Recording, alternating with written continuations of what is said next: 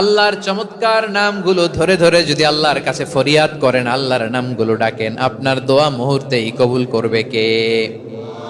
বিষ্ণু ঈসা ইসলাম এভাবে আল্লাহর নামগুলো ধরে ধরে জিকির করতেন, আল্লাহর নাম জপতেন। তিনি বলতেন, আসআলুকা বিকুল্লি ইসমিন হুয়া লাক, আল্লাহ তোমার যত নাম আছে সব নামের ওসিলায় তোমার কাছে ফরিয়াদ করি, সব নামের ওসিলায়।